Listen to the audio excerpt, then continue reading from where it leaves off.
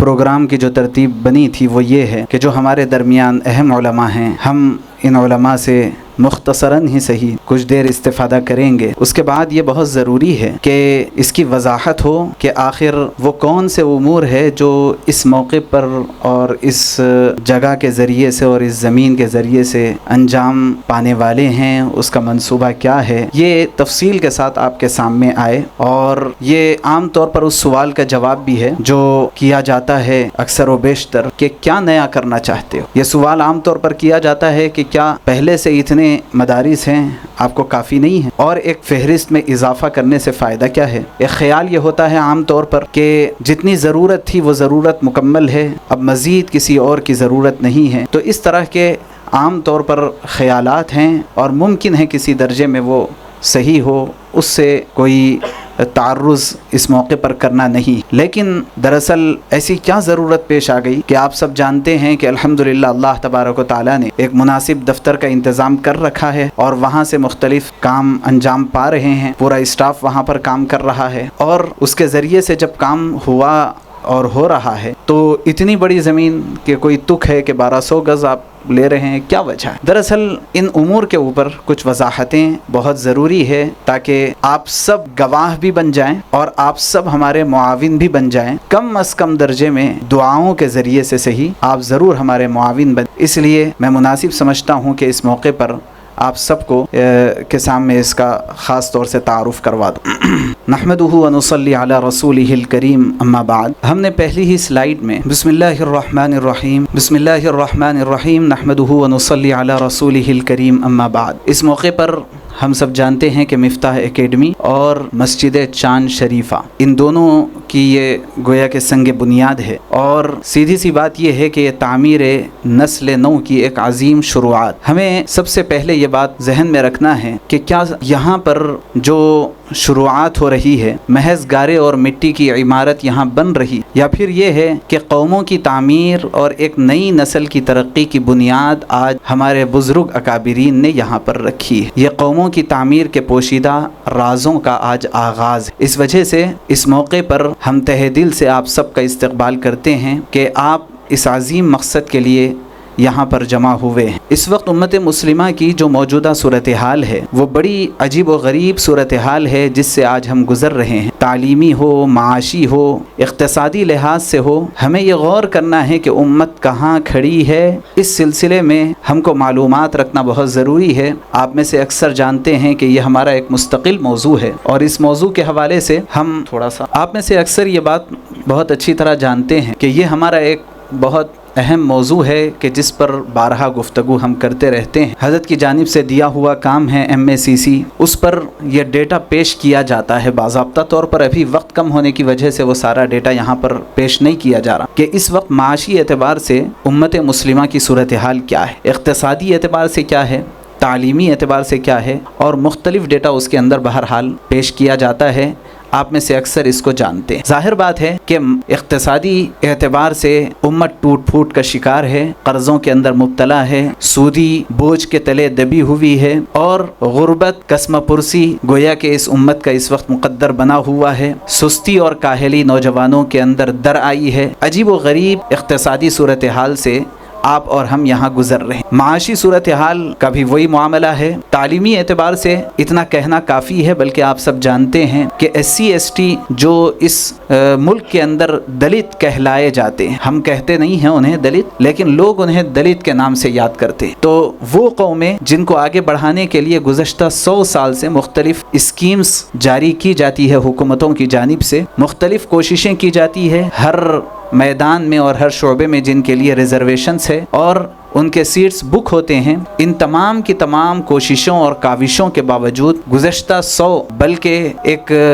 तजज़िया निगार की रिवायत के मुताबिक 500 साल से वो आगे नहीं बढ़ सके हैं। आज उम्मत मुस्लिमा इस मुल्क के अंदर तालीमी एतबार से SC ST से भी पीछे जा चुकी। उसका पूरा डेटा पेश किया जाता है, आप में से अक्सर उसको जानते हैं। लेकिन हमें गौर करना है कि कोई कौम अगर पीछे जा चुकी और उस कौम में इस तरह के बहुत सारे मसाइल खड़े हो चुके हों, तो ایسے موقع پر قوم کی بقا اور اس کے عروج کا الہی اور قرآنی اصول کیا ہے؟ ظاہر ہے کہ آپ میں سے کوئی ہو یا میں ہوں یا ہمارے اکابرین کی جانب سے جو ہم کو توجہ دلائی جا رہی ہے اور سکھایا جا رہا ہے، وہ اس کے علاوہ اور کیا ہے کہ ہماری جو صورتحال ہے وہ صورتحال اسی وقت ہم اس صورتحال سے نکل سکتے ہیں جبکہ شریعت و سنت کے مطابق ہم اس کا حل تلاش کریں۔ حضرت جی مولانا یوسف صاحب رحمہ اللہ کا ملفوظ اس موقع پر مجھے یاد آیا کہ حضرت نے ایک جگہ لکھا ہے کہ جس طرح حضرت نبی اکرم صلی اللہ علیہ وسلم کی شخصیت قیامت تک آنے والی تمام شخصیات کے لیے نمونہ ہے، آئیڈیل ہے، کہ جب کبھی کسی کو اپنی شخصیت کے معاملے میں کوئی سوال درپیش ہو تو اسے چاہیے کہ نبی اکرم صلی اللہ علیہ وسلم کی شخصیت کو دیکھ لے۔ لیکن اس کے آگے بڑھ کر کے حضرت جی مولانا یوسف صاحب رحمۃ اللہ علیہ نے ایک بہت اہم بات لکھی ہے، فرمایا کہ جس طرح آپ کی شخصیت قیامت تک آنے والی شخصیات کے لیے نمونہ ہے، ایسے ہی آپ کا زمانہ قیامت تک آنے والے تمام ازمنہ کے لیے نمونہ ہے۔ لہٰذا بعد کے زمانوں میں جب کبھی امت مسلمہ کو جو کچھ مسائل کا سامنا ہو، ان مسائل کا واضح اور کامیاب حل شریعت و سنت اور سیرت کے اندر موجود ہے۔ ہمارا کام اب کوئی ریسرچ کرنا نہیں ہے، ہمارا کام یہ ہے کہ وہاں سے حل تلاش کریں اور یہاں پر اس کو امپلیمنٹ کریں، اس کو نافذ کریں، بس ہمارے لیے یہ کافی۔ اتنا کام آسان ہو جانے کے بعد بھی اگر ہم اس معاملے میں پیچھے رہیں گے تو ہمارے لیے اور ہماری ناکامی کے لیے اور کیا چاہیے کہ کسی بھی قوم کی بقا اور اس کے عروج کا الہی اصول اور قرآنی دستور کیا ہے وہ ہم نے بار بار پڑھا ہے اور ہم پڑھاتے ہیں، ہم نے بار بار سنا ہوگا اور ہم اپنے بیانات میں دوسروں کو سناتے ہیں کہ دو بنیادیں ہیں، ایک کتاب اللہ ہے اور دوسرے رجال اللہ۔ ان دونوں کا اگر صحیح کمبینیشن ہوتا ہے، ان دونوں کا اگر صحیح جوڑ ہوتا ہے تو اس کے نتیجے میں امت کو عروج ملا ہے، جب کبھی ملا ہے وہ ان دونوں کے امتزاج اور توازن کا نتیجہ ہوا ہے۔ جب کبھی عروج ملا ہے کتاب اللہ اور رجال اللہ کے امتزاج اور توازن کے نتیجے میں ملا ہے، جب زوال آیا ہے تو وہ ان کے عدم توازن کا نتیجہ ہوا ہے۔ یا تو صرف کتاب اللہ کو بنیاد بنا لیا گیا، رجال اللہ سے صرف نظر کر لیا گیا، یا صرف رجال اللہ کو بنیاد بنایا گیا اور کتاب اللہ سے صرف نظر کیا گیا۔ اس کی تاریخ صرف عیسائیت اور یہودیت کے اندر ہی ہو اور ایسے ہندوازم وغیرہ کے اندر ہی ہم کو اس کی نظیریں ملتی ہو، ایسی بات نہیں ہے۔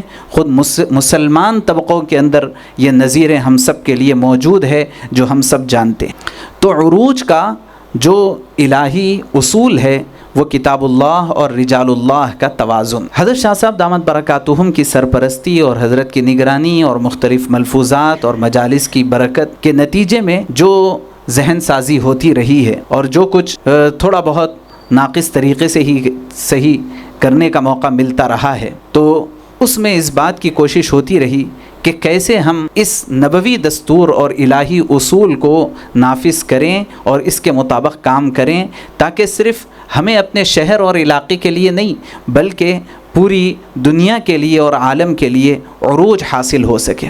چنانچہ تعلیم و تربیت کا مکمل نبوی طریقہ بس کیا ہے؟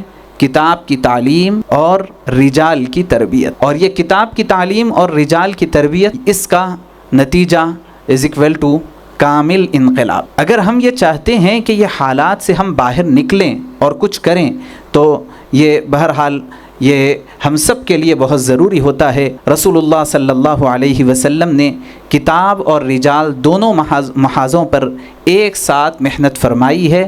محض ایک پر محنت کرنا یہ آدھا کام، آپ نے دونوں محاذوں پر بیک وقت محنت کی ہے اور اس کے نتیجے میں بہت کم وقت میں ایک انتہائی غیر معمولی عالمی انقلاب، جس کی اس سے پہلے نہ کوئی نظیر ہے اور نہ آگے قیامت تک کوئی نظیر مل سکتی ہے، کہ 23 سال کے قلیل ترین عرصے میں دنیا کے کونے کونے اور چپے چپے تک اسلام کا نام تو پہنچ ہی گیا، بہت سارے سینے اسلام سے معمور ہو گئے اور اتنی غیر معمولی صورتحال انقلاب کی پیدا ہوئی ہے کہ جہاں کہیں صحابہ گئے وہاں لوگوں کا نہ صرف دین اور مذہب بدلا بلکہ زبان جو کہ سب سے اخیر میں بدلتی ہے، زبان تک پر یہ اثر انداز ہوئے، اور اس حد تک اثر انداز ہوئے کہ عرب سے آگے نکل کر کے بھی کئی مقامات ایسے ہیں جو اس کے بعد سے آج تک عرب کہلاتے ہیں، ان کی زبان عربی ہو گئی۔ لہٰذا یہ بنیادوں کو پکڑے بغیر اگر ہم کوئی کام کریں گے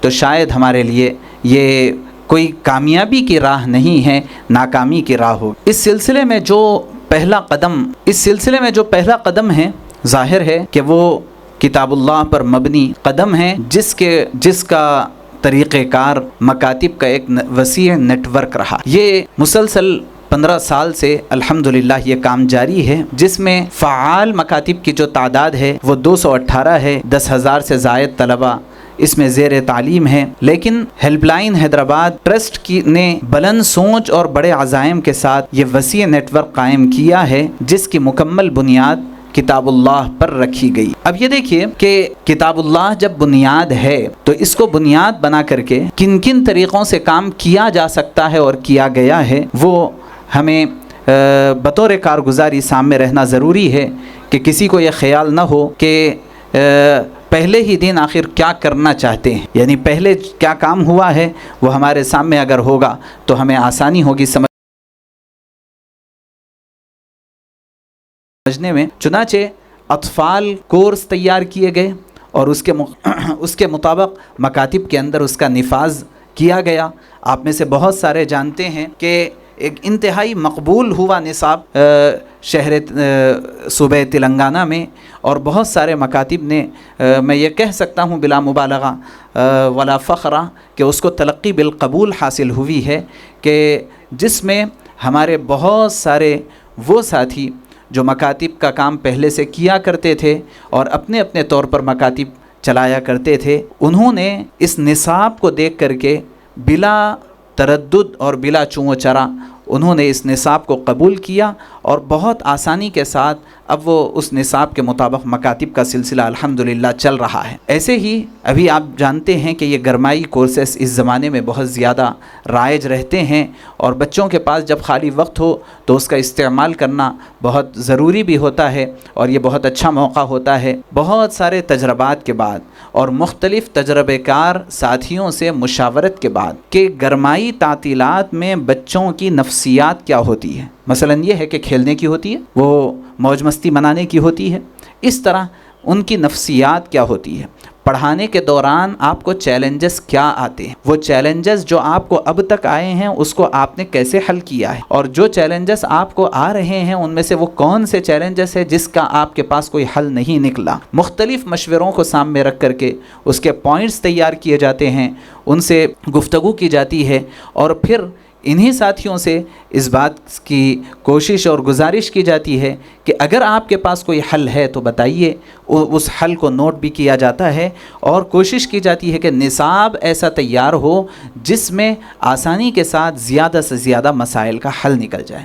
چنانچہ گرمائی تعطیلات کا نصاب الحمدللہ تیار ہوا، اور اب تو شاید اس کا ایڈیشن آیا اور شاید ختم ہوا چاہتا ہے۔ یہ ہم تو بہت پریشان رہتے ہیں خاص طور سے گرمائی کورس میں، کہ اگر ہم بڑی تعداد میں کتاب چھپا لیتے ہیں تو سیزنل آرڈر ہوتا ہے، تو اگر بچ جائے تو کیا کریں گے، اور اس کا نقصان کون برداشت کریں گے، اور اگر جو ہے نہ بچے تو عام طور پر کمی کی شکایات ہمارے ساتھیوں کو ہو جاتی ہے کہ جتنا چھپایا گیا وہ کم پڑ گیا ہے۔ بہرحال یہ آپ بس اس پوائنٹ کے اوپر رہیں کہ یہ کتاب اللہ پر مبنی کوششیں ہیں۔ ایسے ہی اوپن اسکولنگ سسٹم، آپ کو معلوم ہے کہ اسکول کے اندر ایک نظام چلتا ہے کہ جو بچے اپنی عمر کے قید و بند میں رہتے ہوئے اور اس کے سلسلے سے جڑے ہوئے اسکول نہیں پڑھتے ہیں اور ان کی اسکولنگ کی عمر ختم ہو جاتی ہے، 15-16 سال کے ہو جاتے ہیں، ان بچوں کے لیے گورنمنٹ ایک اوپن اسکول نظام بناتی ہے۔ اس کا مطلب یہ ہوتا ہے کہ آپ اپنے گھر بیٹھے اپنی سہولت کے ساتھ اور اپنے وقت کے اعتبار سے پڑھتے رہو، اور آ کر کے ہمیں امتحان دے لینا۔ ہمارے नौजवान साथियों में, हमारे बच्चों के सरपरस्तों में, हमारे महल्ले के बड़े बूढ़े लोगों में ऐसे बहुत सारे लोग हैं कि जिनको अगर हम ये कहें कि आप मकतब में और मस्जिद में आकर के पढ़ें और यहाँ आकर के दीनी तालीम हासिल करें, तो उनमें से बहुत सारों के पास बाज़ माकूल आज़ार है कि वो यहाँ वक्त नहीं दे पा रहे हैं, और बहुत सारों के पास बहरहाल उज़्र है या नहीं है, हमें उससे कोई बहस नहीं, लेकिन वो मस्जिद तक नहीं आ पा रहे हैं। तो उनके लिए ये सहूलत रखी गई कि अगर स्कूल वाले और गवर्नमेंट वाले ओपन स्कूलिंग सिस्टम के ज़रिए इस बात की कोशिश कर रहे हैं कि ज़्यादा से ज़्यादा लोगों को तालीम हासिल हो और हमारे मुल्क का जो तालीमी मेयार है वो आगे बढ़े, तो हम क्यों पीछे रहें। एक open schooling system in Islamic studies के तरतीब पर एक निसाब पूरा तैयार किया गया, और वो महल्ले के आम नौजवान साथियों को और बड़े बूढ़े हजरात को और उम्र रसीदा मर्द व ख़वातीन को वो डिस्ट्रीब्यूट किया जाता है, उसको उनके दरमियान दिया जाता है, और बस तकाज़ा इतना होता है कि आपको इसका मुताला कर लेना है। इस्लामी ईमानियात, इबादात, मुआमलात, मुआशरत, अखलाकियात, हम सब जानते हैं कि ये 5 में दीन का पूरा ख़ुलासा मौजूद है। इस पर मुश्तमिल मज़ामीन पर यह निसाब बना हुआ है। अल्हम्दुलिल्लाह काम चल रहा है और बहुत सारी जगहों पर ये राइज होता है। इसके अलावा रहनुमा तातील कोर्स, रहनुमाए तातीलात कोर्स, ये क्या है, आप पॉइंट को न छोड़ें। हम किताबुल्लाह पर मबनी अब तक क्या काम हुआ, पहले आपको वो बताना चाहते हैं कि हो ये रहा है कि हमारे जो नौजवान साथी जो स्कूल्स और कॉलेजेस में पढ़ रहे हैं, हमारे डॉक्टर यासिर नदीम अलवाजिदी साहब दामत बरकातुहुम हमारे दरमियान मौजूद है। इस सिलसिले में उनसे हम खुल के सुनना चाहेंगे और जो है पूरा इस्तिफ़ादा करना चाहेंगे कि जो मसाइल इन साथियों के साथ है, बहरहाल हम या तो जानते हैं या हमें ख़ुद उसका वास्ता पड़ा होगा कि गैर मामूली हद तक वो शुकूक व शुबहात के शिकार हो चुके हैं। अब अइम्मा हज़रात से गुजारिश की जाती रही कि आप मकातिब के सिलसिले में अभी बात आई थी कि 218 मकातिब की तादाद रही, जिसमें 10,000 से ज़ायद तलबा ज़ेर तालीम। अइम्मा हज़रात से गुजारिश की गई मुख्तलिफ़ मौक़े पर, जो आम तौर पर ये कहा करते थे कि हम अपने महल्ले के नौजवान साथियों को कैसे जोड़ें। ये सवाल होता था, मुख्तलिफ़ अज़ला में जाना होता है और अतराफ़ व अकनाफ़ के इलाक़ों का सफ़र होता रहता है, तो बहुत सारे साथी ये बात पूछते रहते। हमने कई साथियों को बताया कि भाई ऐसे करो कि गणेश की छुट्टी मिलती है, दशहरे की छुट्टी मिलती है, तो एक दिन पहले, 4 दिन पहले से ऐलान करो मस्जिद में कि छुट्टी के मौके पर हमें फार्म हाउस जाना है। कौन कौन रजिस्ट्रेशन कराना चाहते हैं करा लें। आप देखिए कितने रजिस्ट्रेशन आपके पास होते हैं। ख़वातीन में भी कोई आप ऐसा ऐलान करें कि छुट्टी के मौके से कोई कोर्स आप रख रहे हैं, 1 दिन, आप भले 20 दिन और 50 दिन का रखना कोई ज़रूरी नहीं है, 1 दिन का कोर्स आप। तो अल्हम्दुलिल्लाह मुख्तलिफ़ इलाक़ों के अंदर मुख्तलिफ़ साथियों ने ऐसा किया और वहाँ ले गए, फार्म हाउस ले गए, कहीं पहाड़ और जंगल पर ले गए और दिन भर खेले और पकाए खाए सब कुछ करे। मैंने कहा कि 1 घंटा 1.5 घंटा कुछ संजीदा गुफ्तगू के लिए निकालें, जिसमें आप उनसे बाज़ाब्ता तौर पर उनके मसाइल पूछें और उन मसाइल का हल पेश करें। तो बहरहाल साथियों ने कुछ किया। उसके बाद 2-4-8 की तरफ से ये बात आई कि वहाँ जा कर के बोलना क्या है वो हमको समझ में नहीं आ रहा, और जाहिर है कि हर एक को उसकी आदत नहीं होती। तो उस वक्त ख्याल ये हुआ कि भाई क्यों ना इसके ऊपर एक काम किया जाए। अब ये गरमाई छुट्टियाँ तो होती ही होती हैं, उसके अलावा हम सबको मालूम है और हम अहले मदारिस को एक तरह का गिला भी होता है इस मामले में कि हमको तो छुट्टी मिलती ही नहीं, और ये स्कूल वालों को उठे की बैठे की छुट्टियाँ मिलते रहते हैं कि गणेश 8 दिन की छुट्टी मिल गई, दशहरा 15 दिन की मिल गई, दिवाली 15 दिन की छुट्टी मिल गई, और इनको तो छुट्टियां खूब होती। हमने ये तय किया कि भाई ये छुट्टियां कितनी होती है साल भर देखा जाए। ये पूरी छुट्टियां शुमार की गई तो तकरीबन इसका फिगर बन रहा था 45 के आसपास। तो साल भर में 45 से ज़्यादा गवर्नमेंट हॉलीडेज़ है जो देना हर स्कूल वाले को ज़रूरी है, हर कॉलेज वाले को वो हॉलीडे देना ज़रूरी है। हमने कहा कि भाई इसमें नानी दादियों का भी हक़ होता है, लिहाजा 20 दिन पर 21 दिन पर मुश्तमिल एक निसाब इसका तैयार कर। और उस निसाब की तरतीब क्या? उस निसाब की तरतीब ये है कि उसके जो मशमूलात हैं उनमें सबसे पहला उन्वान मौजूदा त्यौहार का तारुफ बमुकाबिले इस्लामी नज़रिया। गणेश का मौका है, अब गणेश के मौके पर लेके गए इन बच्चों को और वहाँ ले जा करके जो है छुट्टी तो गणेश की थी, वहाँ ले जा करके जो भी खेले कूदे खाए पिए, उसके बाद जो संजीदा मजलिस। अब उसके अंदर क्या कि हमारी छुट्टी किस उन्वान पर है? गणेश, गणपति। पहले कहानी तो सुनाओ क्या है गणेश की। अब कहानी सुनाई गई कि आप کو معلوم ہوگا کہ وہ پاورتی نہانے گئی تھی اور باہر اس نے ٹھہرا کے گئی تھی اور وہ اس کا شوہر آیا اور وہ اندر داخل ہونے نہیں دیا، اس نے سر قلم کر دیا اور اوپر سے ہتھی کا سر آ کر کے لگ گیا، ہو گیا گند پر۔ اب یہ انتہائی فرضی افسانہ، کوئی لاجک نہیں، اس فرضی افسانے کے اوپر اربوں کھربوں روپیہ بہایا جا رہا ہے۔ ٹھیک، ہمیں اس سے کوئی اعتراض نہیں ہے کہ کرنے والے کریں، لیکن ہم لاجک تو تلاش کریں۔ اس کے مقابلے میں اسلامی نظریہ کیا ہے؟ اس کے مقابلے میں اسلامی نظریہ ہے توحید ہے، رسالت ہے، آخرت ہے، اور اس کی بنیاد کیا ہے؟ اس کی بنیاد قرآن ہے اور حدیث ہے۔ تو اب اگر آپ تقابل کر کے اپنے یہ ساتھیوں کو بتائیں گے تو یوں پہ سمجھ میں آئے گا کہ اللہ تبارک و تعالیٰ کا کتنا فضل و کرم ہے کہ اللہ نے ہمیں ایمان دیا ہے، اسلام دیا ہے، اور اللہ نے ہدایت دی ہے۔ تو عقائد پر محنت اس کے ذریعے سے بہت حتیٰ کہ کوئی ہو، گڈ فرائیڈے ہو یا کرسمس ہو، کوئی بھی موقع ہو۔ اس کے مشمولات میں پہلا عنوان ہے رہنمائے تعطیلات کورس کا کہ موجودہ تہوار کا تعارف بمقابل اسلامی نظریہ، دوسرا قرآن کا پیغام، آخری 10 صورتیں، ماں ترجمہ و تفسیر اور دعائیں، سنتیں وغیرہ جو ساری ضروری چیزیں ہیں۔ آخری عنوان ہے فتن والی روایات کو بنیاد بنا کر کے اکابر اس کے اندر جو کچھ تشریحات اس کی کرتے ہیں اسی کے ساتھ، کوئی نئی تشریحات کے ذریعے نہیں، فتن والی روایات کو بنیاد بنا کر کے فتنوں سے بچنے کی تدابیر کو پیش کیا جائے۔ یہ رہنمائے تعطیلات کورس الحمدللہ تیار ہوا ہے۔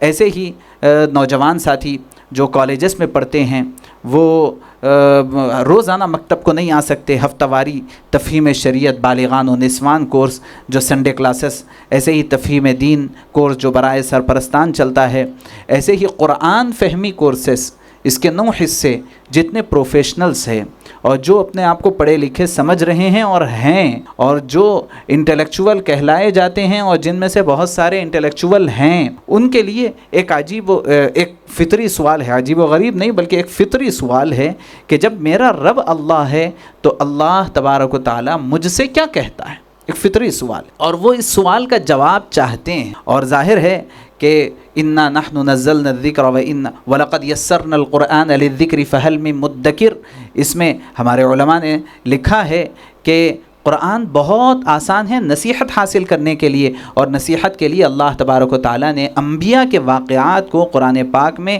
اور انبیاء کے علاوہ دیگر واقعات کو قرآن پاک میں بہت اہمیت کے ساتھ بیان، انہی واقعات کو بنیاد بنایا گیا ہے قرآن فہمی کورسز میں۔ احکام کی آیات کو اس کے اندر نہیں لایا گیا کہ کہیں اشتہار شروع نہ ہو، ان واقعات کو بنیاد بنا کر کے اس کے 20 دن کے کورسز تیار کیے گئے ہیں، کیونکہ نفسیاتی طور پر ایک مصروف ترین نوجوان آدمی اگر مصروف ہو تو وہ کوئی کورس کرنے کے لیے اگر تیار ہوتا ہے تو وہ زیادہ سے زیادہ 20 دن کے لیے تیار آسانی کے ساتھ ہو جا سکتا ہے۔ اس سے زیادہ ہو تو اس کے اندر کشمکش پیدا ہوتی ہے، اونچ نیچ پیدا ہوتی ہے، وہ بہت کچھ سوچنے لگتا ہے کہ پابندی کر سکوں گا نہیں کر سکوں گا۔ تو 20 دن پر مشتمل 9 حصے ہم کو پڑھانا تھا کم از کم 1 سال، لیکن ہم نے کہا کہ 1 سال نہیں، ہم آپ کو 20 دن آئیے، اب جب 20 دن آ گئے تو اگلے 20 دن کے لیے تیار کریں گے، پھر 20 دن کے لیے تیار کریں گے۔ پہلا حصہ ہے نماز فہمی، دوسرا ہے، اس کے بعد 4 حصے ہیں انبیاء کے واقعات پر مشتمل 20 دن کے، اس کے بعد پھر 5واں حصہ انبیاء کے علاوہ دیگر واقعات پر مشتمل، اس کے بعد 6واں حصہ ہے اخلاقیات پر مشتمل مضامین، اور اس کے بعد والا حصہ ہے خلاصۃ القرآن۔ اس طرح سے الحمدللہ 9 حصے اس کے الحمدللہ تیار ہیں، ابھی چھپے نہیں ہیں لیکن PDF کے ذریعے اس کا کام جہاں چل رہا ہے۔ میں بس آپ کو اپنے پوائنٹ پر رکھنا چاہتا ہوں، یہ تھوڑا سا مناسب سمجھ میں آیا کہ کچھ تعارف کروا دوں۔ اچھا، اس کے ساتھ ایک اور چیز رہ گئی، اسکول دینیات۔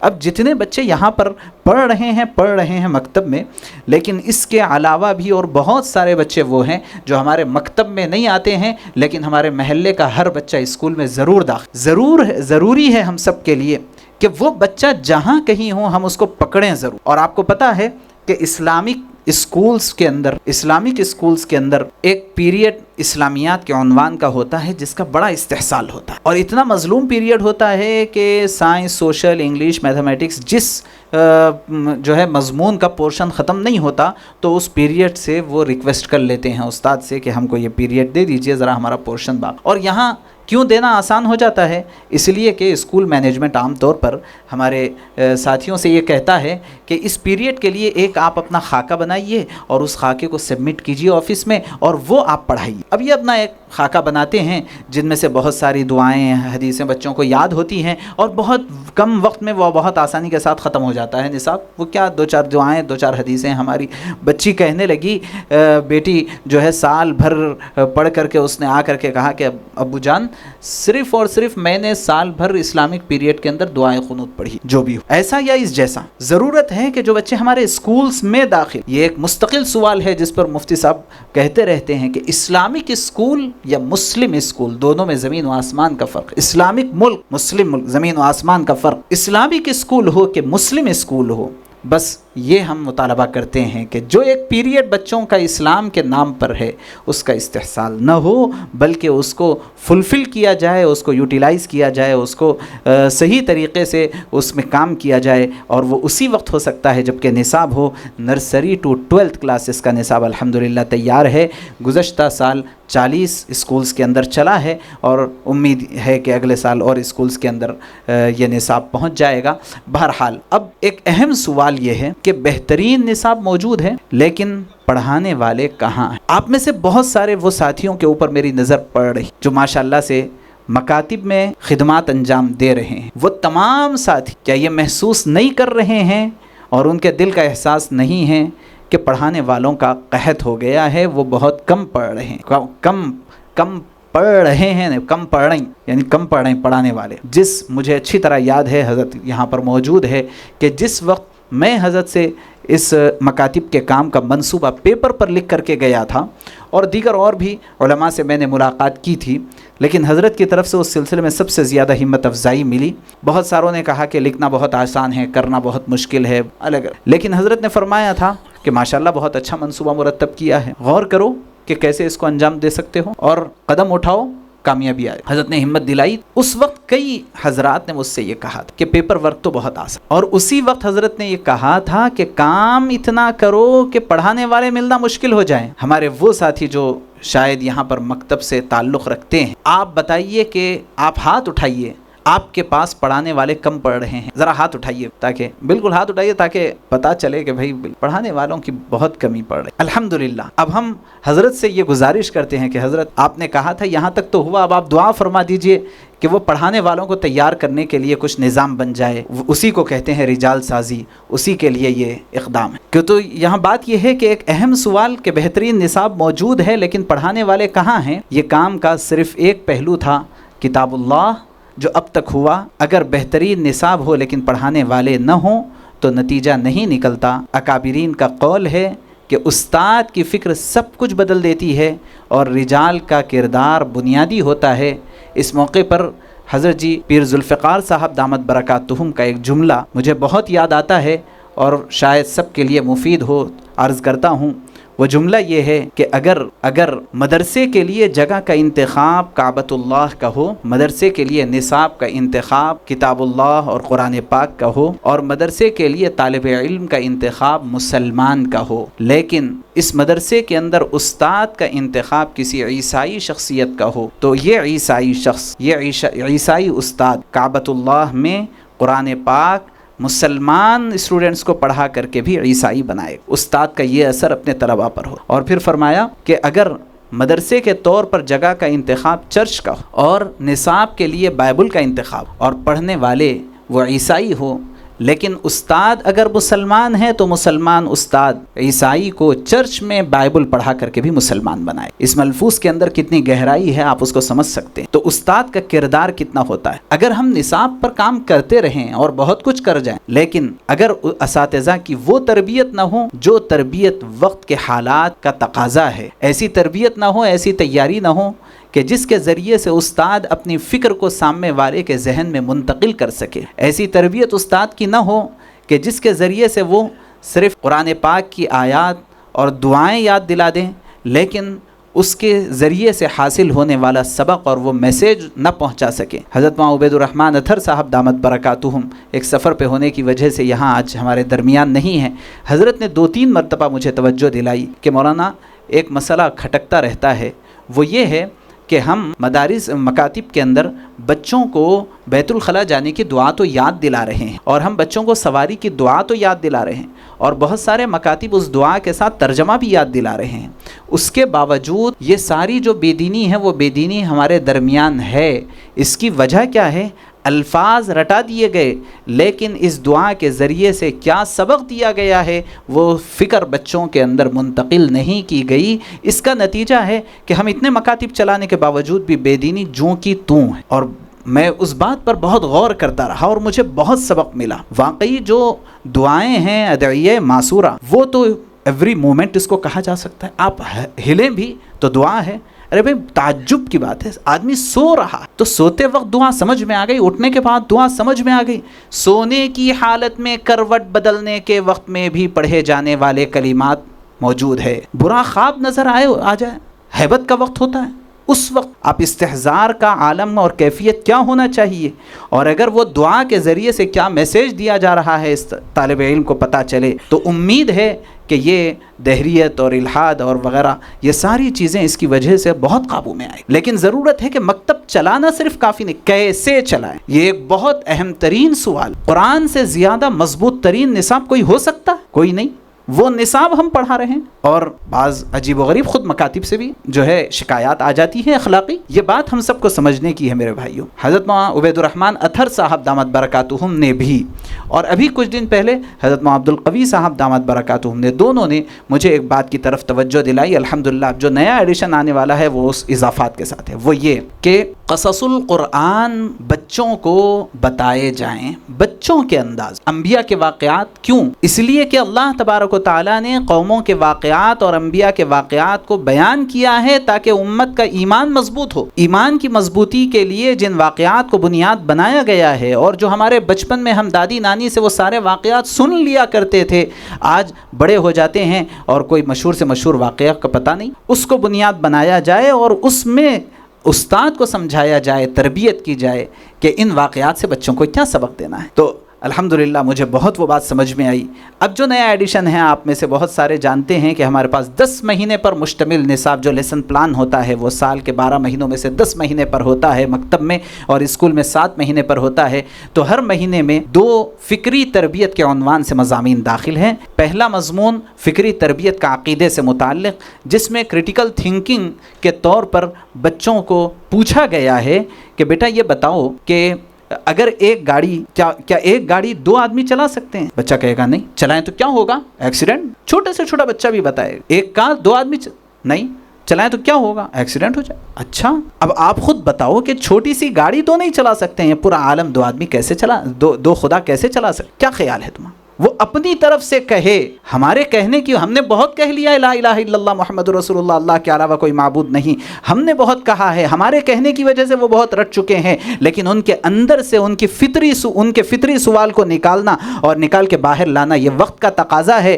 اور اس کے لیے ضروری ہے کہ ان سے یہ نکالا جائے۔ اب بچہ خود کہے کہ ہاں بھائی یہ تو بات سمجھ میں آنے والی ہے، ایسا نہیں ہو سکتا ہے کہ اس عالم کو 2 خدا چلا رہے ہوں، لہٰذا ضروری ہے کہ ایک ہی خدا وہ سارے عالم کو چلا رہا ہے، یہی بات سمجھ میں آ رہی ہے، یہی تو اب سمجھائیں اس کو، لو کان فیہما آلہۃ الا اللہ لفسدتا، اب سمجھائیں، یہ سمجھ میں آ جائے گا فوری۔ ایسے ہی توحید، رسالت، آخرت پر فکری تربیت کے عنوان سے اس طرح کا ایک چھوٹا سا مضمون اور ایک نبی کا واقعہ۔ بہرحال میرے بھائیوں، یہ ہے استاد کا اثر بچوں کے اوپر اگر وہ نہیں ہوتا ہے تو اس کے نتیجے میں کام مکمل نہیں ہوتا ہے، کام آدھا ادھورا رہتا ہے۔ اب 15 سال سے مکاتب کا کام جاری ہے، لیکن رجال سازی، افراد سازی کے لیے وسائل اب تک محدود تھے، لیکن امید یہ ہے کہ آگے ہمارے لیے اللہ تبارک و تعالیٰ ان وسائل کا راستہ بنا رہے ہیں۔ رجال سازی کا نیا مرکز مفتاح اکیڈمی کا قیام، آج کی یہ سنگ بنیاد دراصل اسی ادھورے کام کی تکمیل ہے۔ مفتاح اکیڈمی وہ ادارہ ہے جو رجال اللہ تیار کرے گا انشاءاللہ، تاکہ کتاب اللہ کا نور عمل میں ڈھل سکے۔ تعلیمی نظام کا ایک چھوٹا سا منصوبہ آپ کے سامنے پیش کرنا ہے، میری بات اختتام پذیر ہے۔ تعلیمی نظام کی موجودہ حقیقت اور خلیج کیا ہے؟ عصری تعلیم اور دینی تعلیم، یہ دونوں ایک علیحدہ محاذ بن چکے۔ اس سلسلے میں کچھ تھوڑا بہت مطالعے کی وجہ سے اور مختلف علماء کی بھی اور مختلف لوگوں کے مختلف ملفوظات کے نتیجے میں میرا ایک ذہن بنا تھا. وہ ذہن یہ تھا اور اب اس کے اندر کچھ تھوڑی بہت پختگی آ رہی ہے، اور اگر میں اس سلسلے میں حق پر ہوں تو دعا کروں گا کہ اللہ تبارک و تعالیٰ اس سلسلے میں اور پختگی عطا فرمائے، اور اگر حق پر نہیں ہوں تو میں اپنے اکابرین سے کہوں گا کہ میری اصلاح فرمائے. وہ ذہن یہ ہے کہ ہمارے علوم دو طرح کے ہیں مدارس، علوم عالیہ اور علوم عالیہ. ہم سب جانتے ہیں جو علوم عالیہ ہے وہ تو متفقہ ہے، اس کے اوپر کوئی دو رائے نہیں. کیا ہے؟ قرآن ہے، حدیث ہے، فقہ ہے، اصول فقہ ہے، اصول حدیث ہے. قرآن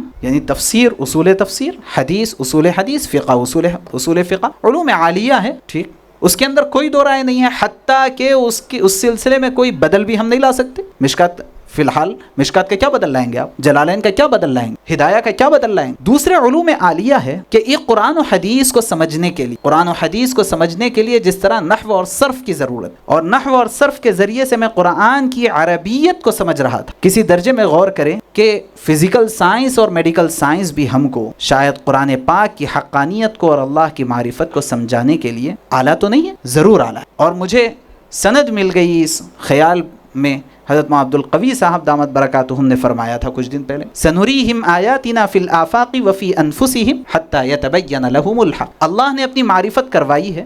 کیسے؟ آفاق و انفس کی آیات کے ذریعے سے. آفاق کی آیات کا نام ہے فزیکل سائنس، طبیعیات. انفس کی آیات کا نام ہے میڈیکل سائنس، طبیات. یہ طبیعیات اور طبیات کو ذریعہ بنائے، اسی کو تو کہتے ہیں اعلیٰ. اب اگر ہم یہ کہیں کہ حساب ہو، کہ سائنس ہو، کہ اور دیگر مضامین ہو، کہ انگریزی ہو، یہ ہمارے علوم عالیہ کے لیے جو اعلیٰ کی حیثیت رکھنے والے علوم ہیں، ان علوم کے درمیان مناسب طریقے سے جس میں ہمارے مدارس کے نصاب کی روح نہ نکلے اور اس طرح سے مضبوط نظام قائم ہو، اکابرین کی نگرانی کے اندر یہ طے ہے اور یہ ضروری ہے کہ اکابرین کی نگرانی کے اندر ہمارے اسلاف کے طریقے کے مطابق. کچھ دن پہلے میں اس کے اوپر پورا اپنا ایک مقالہ تیار کر رہا تھا اور الحمدللہ وہ تیار ہو چکا ہے. ابھی رسم اجرا ہونا تھا، دفع مضرت کا ایک خیال ذہن میں آیا، پتہ نہیں صحیح تھا کہ نہیں تھا. میں نے عین پریس میں جانے سے پہلے کتاب رکوا دی کہ ٹھیک ہے بعد میں اجرا کریں گے جس کے اندر یہ پورے اس کا عنوان ہی ہے کہ مدارس کے عصری تقاضے اکابر علماء دیوبند کی تحریروں کی روشنی میں. یہ اس کا نام کا حصہ. اس موقع پر دارالعلوم دیوبند کا جو نصاب تھا از اول تا حال وہ دیکھنے کا موقع ملا، مظاہر علوم کا نصاب دیکھنے کا موقع. علوم عالیہ کے عنوان پر علم حیات داخل ہے، یعنی فلکیات داخل ہے، اور مختلف زبانیں داخل ہے وغیرہ وغیرہ. میں میری بات لمبی ہو رہی، لیکن یہ جو ہے عصری تعلیم اور دینی تعلیم، یہ تھوڑا سا ہم کو غور کرنا ہے. حضرت مفتی تقی عثمانی صاحب کے قول کا ایک خلاصہ، ایک بہت تفصیلی مضمون آپ حضرات کی نظر سے بھی گزرا ہوگا، جس کا ایک چھوٹا سا اقتباس میں نے لیا ہے.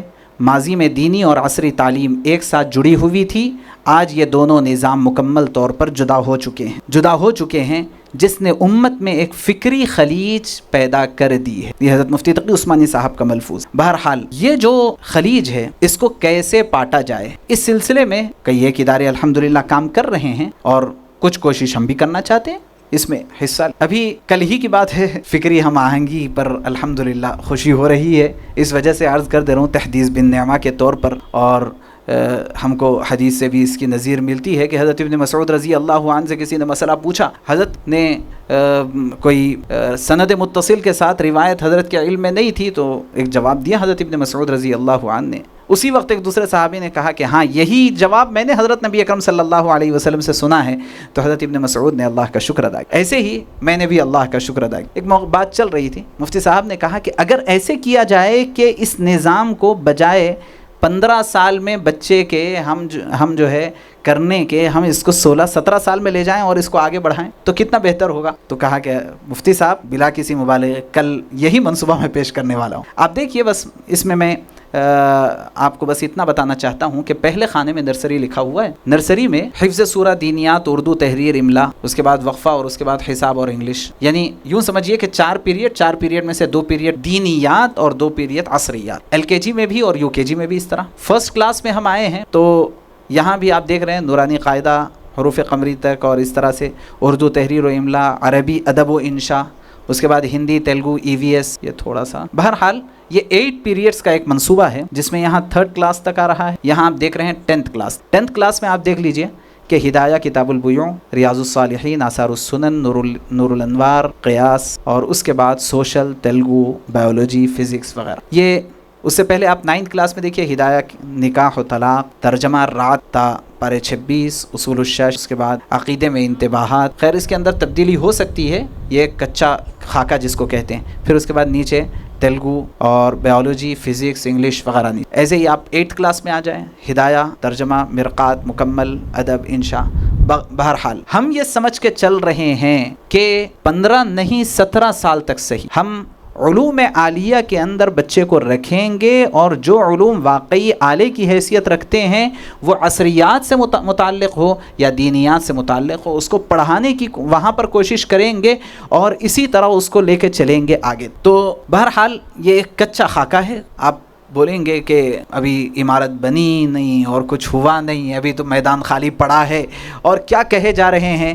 میں انشاءاللہ انتظار کروں گا اس وقت کا جب کہ آپ میں سے کوئی یہ کہے کہ جب کہ پورا میدان خالی تھا اس وقت آپ وہاں ٹھہر کر کے کچھ کہے اور گائے جا رہے تھے. ذرا بتائیے تو صحیح کیا کیا ہے. اور میں اپنے اللہ سے دعا کروں گا کہ اللہ تبارک و تعالیٰ مجھے اس پر مکمل عمل کی توفیق نصیب فرمائے. اور جب آدمی پرعزم ہوتا ہے تو کوئی مشکل نہیں ہے، یہ راہیں کچھ رکاوٹیں نہیں. ہمارا ویژن دونوں نظاموں کا دوبارہ انضمام ہے جو مفتی تقی عثمانی صاحب نے فرمایا ہے، بلکہ میں نے ایک ملفوظ وقت کی تنگی کی وجہ سے نقل کیا ہے. اس میں حضرت مولانا مناظر احسن گیلانی رحمہ اللہ کے کئی ملفوظات میرے پاس محفوظ ہیں. حضرت مولانا یاسر صاحب کے والد ماجد کی مستقل ایک کتاب ہے، میں نے مکمل کتاب پڑھی ہے اور اس میں سے کئی ملفوظات میں نے لکھے ہیں. حضرت مولانا رضوان القاسمی صاحب رحمہ اللہ ہمارے ملک کی بڑی عجیب و بڑی جو ہے عظیم ہستی گزرے ہیں. حضرت کی مکمل کتاب پڑھی ہے اور اس میں سے بہت سارے ملفوظات میں نے نقل کیے ہیں. حضرت علامہ یوسف بن نوری رحمہ اللہ کے ملفوظات میں نے نقل کیے ہیں، جس میں بہت وضاحت کے ساتھ یہ باتیں موجود ہے جس کو ہمارے اکابر علماء نے وقت کے تقاضے کے طور پر بیان کیا اور تحریر کیا اور محفوظ کیا، اور ہمارے لیے وہ چھوڑ کر کے گئے کہ تم کم. ہمارا ویژن دونوں نظاموں کا دوبارہ انضمام. اس کے ذریعے کیا چاہتے ہیں؟ متوازن شخصیت چاہتے ہیں اور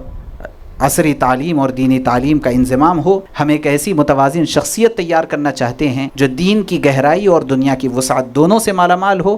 مفتاح اکیڈمی کا مقصد دینی اور عصری تعلیم کو دوبارہ یکجا کرنا ہے. ہندوستان کے 40 کروڑ مسلمانوں کا مستقبل اس بات پر منحصر ہے کہ آج کی نسل کیا فیصلہ کرے. آج شاہین نگر سے جو بیج بویا جائے گا اس کا درخت پورے ہندوستان پر انشاءاللہ سایہ فگن ہوگا، یہ ہمیں یقین ہے. اس عظیم مقصد کے لیے سرمایہ کاری میں ہمیں آپ کا حصہ ضرور چاہیے، آپ کا حصہ ضرور چاہیے. غالباً حضرت تھانوی نے بہت اہم توجہ دلائی ہے یہ کہ جو تعاون لیا جاتا ہے وہ دو طرح کا ہوتا ہے، ایک اختیاری ہوتا ہے اور ایک جبری ہوتا ہے. بہت سی مرتبہ ہوتا یہ ہے کہ اگر تعاون جو اختیاری ہوتا ہے اس کے سلسلے میں بات کہی جائے تو لوگ اس کو جو ہے ایک الگ نگاہ سے تصور کرتے ہیں، دیکھتے ہیں، اور جو جبری ہوتا ہے اس کو بڑے خوشی سے دیتے ہیں. عام طور پر جو دینی اداروں کے لیے چندے کا نظام ہوتا ہے یہ اختیاری ہے. ہر اجتماعی نظام کے لیے پیسے کی ضرورت ہے اور پیسہ ریڑھ کی ہے، اور جو قومی ادارے بنتے ہیں وہ قوم کے تعاون سے بنتے ہیں کیونکہ اس سے قوم کو فائدہ ہونا ہے. یہ کمرشیل ادارے نہیں ہیں کہ جس میں جتنا پیسہ بچ رہا ہے کسی کے جیب میں جا رہا ہے، بلکہ ٹرسٹ کی ملکیت ہوتا ہے اور پوری امانت داری اور دیانت داری سے خرچ کرنا اس کی ذمہ داری ہوتی ہے. اس لیے ہم اس مقصد میں ایک اس کی سرمایہ کاری کے سلسلے میں بلکہ اس کے تعاون کے سلسلے میں آپ سب کا حصہ چاہتے ہیں. جسمانی اور روحانی شرکت آپ سب کی چاہتے ہیں. اپنے قیمتی وقت کا آپ عطیہ دیں اور دعاؤں کا اہتمام کریں. دوسرے نمبر پر مالی شرکت آپ اس کے اندر ضرور حاصل کریں اور اپنے اپنے اعتبار سے آپ حاصل کریں. حضرت نانوتوی رحمہ اللہ کا ملفوظ مجھے اب بہت یاد آتا ہے، بہت سی مرتبہ بہت یاد آتا ہے کہ اللہ تبارک و تعالیٰ نے غریبوں کے چھوٹے چھوٹے چندوں کے اندر بڑی برکت رکھی. اس سے کبھی اپنے آپ کو دور نہیں کرنا چاہیے، اور ہم نے اس کو عملاً دیکھا ہے اور اس کا بہت سی مرتبہ تجربہ ہو. تو مالی شرکت، اور تیسرے نمبر پر فکری شرکت. اپنے علم اور مشوروں اور صلاحیتوں کے ذریعے اکیڈمی کی رہنمائی آپ کریں. میں یقین رکھتا ہوں کہ آپ خود بھی حصہ لیں گے اور دوسروں کو بھی آپ اس سلسلے میں ضرور شامل کریں گے. یہ قوم کے لیے ایک قومی ادارہ ہے جس کے نظام، جس کے انتظامات قوم کی ذمہ داری ہے، یہ کوئی کمرشیل ادارہ نہیں بلکہ ہیلپ لائن حیدرآباد ٹرسٹ کے تحت یہ ادارہ انشاءاللہ کام کرے گا۔ کیا آپ اس سلسلے میں غور کریں کہ آپ اس ادارے کے قیام میں کیا تعاون کر سکتے، سوچ کر آپ خود بتائیں تاکہ آپ کے لیے ثواب جاریہ ہو۔ یہ آپ خود سوچیں، ہم میں سے ہر ایک کا کچھ نہ کچھ تعاون تو ضرور۔ ابھی جو منصوبہ ہمارے سامنے ہے، اس منصوبے کا جو اسٹیمیٹ آیا ہے انجینئر کی طرف سے، آرکیٹیکٹ کی طرف سے 9 کروڑ روپے کا ہے، 9 CR کا یہ عظیم منصوبہ ہے، اور قوم کی مشترکہ کوشش سے یہ تکمیل پانے والا ہے۔ میرے لیے ممکن ہو یہ فگر ایک بہت بڑا ہو اور یہ نمبر ایک بڑا نظر آ رہا ہو، آپ کو بڑا نظر آ رہا ہو، لیکن میرے رب کے لیے یہ کوئی بڑا نہیں۔ اور جس خدا کے لیے کام کرنے کا ارادہ ہے، اللہ کرے اخلاص ہمارے اندر پیدا ہو جائے، اس اللہ کے پاس ان خزانوں کی کمی نہیں ہے، وہ تو خزانوں کی چابیاں ساری اس کے پاس ہے۔ اس وجہ سے ہمیں یہ غور کرنا ہے کہ میرا کیا حصہ لگ سکتا ہے، یہ اہم، یہ نہیں کہ ادارہ بنے گا کہ نہیں بنے گا، میرا حصہ نہیں لگے گا، کسی اور کا لگے گا، اللہ کسی اور کو استعمال کریں گے ضرور، ایسا نہیں ہوگا۔ ایک موقع پر ایک صاحب کے پاس والد محترم نے کہا تھا کہ بیٹے وہاں پر میں چھوٹا ہی تھا، تو کہا تھا والد محترم نے کہ فلاں گھر پہ جاؤ، وہ فون کرے تھے کہ ان کے پاس مدرسے کے پیسے رکھے ہوئے ہیں، وہ لے کے آ۔ میں گیا اور دونوں بلائے بٹھائے گھر، کیسے آنا ہوا؟ تو میں بولا کہ بابا بھیجے میرے اور آپ کے پاس پیسے ہے، لے کے آؤ۔ تو اب اس کے بعد وہ مدرسوں کے سلسلے میں بہت سناتے رہے کچھ دیر تک، اس کے بعد پیسے لا کے میرے سامنے رکھ دیے، ٹیبل لے کے جائیے۔ میں سن تو لیا، چھوٹا تھا، وہ بڑے تھے، ادب سن تو لی، لیکن مجھے میری وہ حرکت یاد ہے، اور آج بھی مجھے اس حرکت پہ کوئی شرمندگی نہیں ہے، مجھے فخر ہے۔ وہ سامنے ٹیبل پر پیسے رکھے ہوئے تھے، میں اٹھ کے واپس نکل، وہ بلاتے رہے کہ کہاں جا رہے ہیں، آئیے آپ، یہ بابا بولے نا آپ کو یہ لے کے جائیے۔ تو اس وقت اللہ نے میرے زبان سے نکلوایا تھا، میں نے کہا تھا کہ مدرسے کو آپ کہ پیسوں کی ضرورت نہیں ہے، اگر آپ کو ضرورت ہے تو مدرسہ آ کے دے۔ وہ بول کے واپس نکل گیا۔ اب پھر ڈر بھی ہو رہا تھا کہ ابا جان کیا بولیں گے گھر کو آنے کے بعد کہ بھئی یہ تو بڑا مسئلہ ہو گیا، مگر غیرت تو گوارا نہیں کر رہی تھی، کیونکہ مدرسے کے سلسلے میں بہت سخت سست انہوں نے سنایا، اور پتہ نہیں کون سی ایک مدرسے کا اس وقت قضیہ چل رہا تھا، اس کو بنیاد بنا کر کے وہ آنے کے بعد والد صاحب پوچھے، میں نے کہا کہ بابا ایسا ہوا، اور بہت ڈرتے بولا، تو والد صاحب نے کہا اچھا کی، ماشاءاللہ اچھا کی۔ اور شاید مجھے ایسا یاد پڑتا ہے کہ وہ لا کر کے پھر بعد میں دیے تو والد صاحب بھی نہیں لیے، نہیں دے لیجیے آپ کسی اور کو، مدرسے کو آپ کے پیسے کی ضرورت نہیں ہے، اگر آپ کو ضرورت ہے تو آپ اپنا پیسہ مدرسے میں۔ ڈر ہوتا ہے بے نیازی کے اس طرح سے جملے بولنے، میں تو نقل کر رہا ہوں اس وقت کا واقعہ، لیکن کوئی ایسی بے نیازی کی بات نہیں ہے، لیکن اتنا تو ضرور ہے کہ ہمیں اس بات کی ضرورت ہے کہ ہمارا مال کس طرح کے پروجیکٹ میں لگتا ہے، اس کو ہم طے کریں، اور طے کر کے اس کے اعتبار سے ہم کچھ فیصلہ کریں، یہ ہمیں ضرورت ہے ضرور۔ ہاں انشاءاللہ اللہ تبارک و تعالی دنیا کے کونے کونوں کے اندر ایسی فکر رکھنے والوں کو اور بے چین اور بے قرار لوگوں کو رکھے ہوئے ہیں جو تلاش میں ہیں کہ کہاں پر ہمارا پیسہ لگ سکتا ہے اور کھپ سکتا ہے، اور ہمارے والدین کو اس کا ثواب جاریہ ہو سکتا ہے، وہ ہیں، اور ہمارے سامنے نظیر بھی موجود ہے۔ ماشاءاللہ اکبر بھائی نے ایک بڑی پیش رفت کی ہے اس سلسلے آپ کے سامنے موجود۔ لہٰذا دیکھیے اپنی صلاحیتوں کو ہم اس کے اندر چند 4-5 خانے بنا۔ سب سے پہلی بات یہ ہے کہ اپنی صلاحیتوں کو پیش کرنے کے لیے سب سے پہلا خانہ ہم نے بنایا، آپ اس پروجیکٹ میں حصہ لے سکتے ہیں اپنی صلاحیتوں کے پیش کرنے کے ذریعے سے، کیونکہ یہ اقرب الی السنہ ہے کہ رسول اللہ صلی اللہ علیہ وسلم نے صلاحیتوں کا چندہ زیادہ کیا ہے۔ ہم آپ میں سے ہر ایک کی صلاحیت کا چندہ چاہتے ہیں۔ آپ میں اگر کوئی انجینئر ہے، آپ میں کوئی پلمبر ہے، آپ میں کوئی الیکٹریشین ہے، جو کوئی آپ کے پاس، آپ یہ بتائیں کہ آپ اپنے اس ہنر اور آکوپیشن اور کوالیفیکیشن کو لے کر کے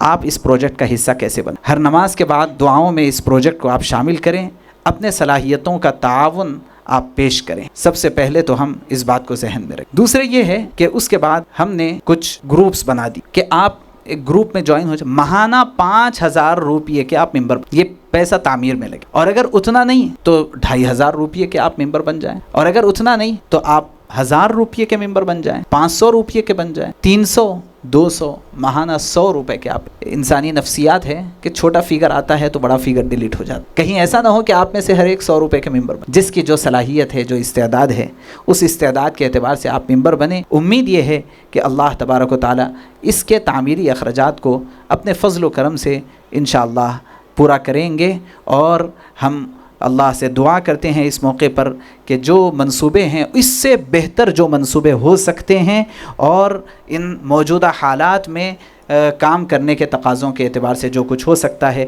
اللہ تبارک و تعالی ہم سے وہ اور بہتر سے بہتر کام لے لے۔ جزاکم اللہ خیرا۔ بہت دیر تک میں سماع خراشی کرتا رہا اور آپ لوگوں سے معذرت خواہ ہوں کہ اتنی دیر آپ لوگوں نے مجھے برداشت کیا۔ بس یہ ہے کہ دعا کرتے رہیں کہ اللہ تبارک و تعالی اخلاص اور عافیت کے ساتھ دین کی ان خدمتوں کے لیے ہمیں قبول رکھے۔ اس کے بعد بس میں کیا کہہ سکتا ہوں کہ ہمارے نوجوان، خاص طور سے نوجوان ساتھیوں کے دل کی دھڑکن ہیں، اور اس وقت ہمارے اسلاف کے علوم کے امین اور پاسباں ہیں، اسلاف کے علوم کے امین و پاسباں ہیں، خصوصاً حضرت نانوتوی اور حضرت تھانوی رحمہم اللہ کی فکر کے حامل، اور موجودہ حالات میں کام کرنے کے نہج و انداز اور تنوع کے طریقوں سے اپنے آپ کو جوڑے ہوئے ہیں، اور اس دنیا کی جدت اور رنگ رلیوں کے درمیان میں، ان دنیا کی جدت اور رنگ رلیوں کے درمیان میں اور دکھائی دینے والی روشنیوں کے درمیان میں اسلام اور حقانیت کا اور جو ہے اہل السنت والجماعت کی بہترین ترجمانی کے جس کے سلسلے میں یہ کہا جا سکتا ہے کہ سوشل میڈیا کے اوپر ایسی غیر معمولی ترجمانی کرنے والے اشخاص کے معاملے میں الفضل للمتقدم کہا جا سکتا ہے کہ ایسا تقدم ہمارے بڑے حضرت مولانا ڈاکٹر مفتی یاسر ندیم الواجدی دامت برکاتہم ہیں۔ میں اس موقع پر مفتی صاحب کو اس وجہ سے بھی یاد کرتا رہا، اور اللہ نے مفتی صاحب کے تشریف آوری کے حالات بنا دیے کہ جب سے برہان اکیڈمی کی تفصیلات میں نے سنی تھی، اس وقت سے ذہن میں تھا کہ چونکہ ہمارا پروجیکٹ بھی اس سے قریب قریب ہے، اس لیے کہیں ایسی کوئی ترتیب بن جائے کہ فکری ہم خیالی ہمارے ایک دوسرے سے جڑنے اور ایک دوسرے سے جڑ کر کے آگے بڑھنے کے لیے معاون و مددگار ہو جائے۔